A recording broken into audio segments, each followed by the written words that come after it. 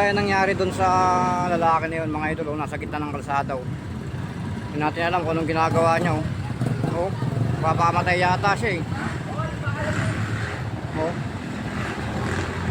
Buti ito si Kuya, mabait to.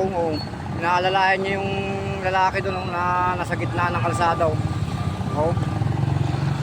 Hindi ko alam kung lasing yan o nagtitrip lang. Ayun, kawawa.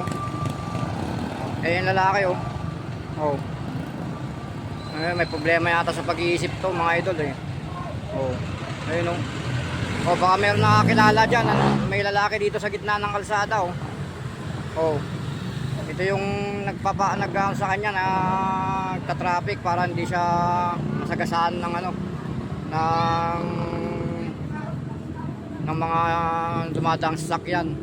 Ayun kawawa. Ayun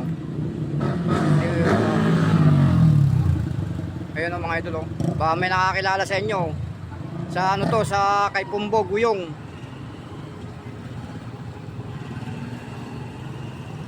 Ay, kay Pumbo. Sa pala to? Sa Nepohom pala. Sa Pulumbuangin, mga idol. Sorry.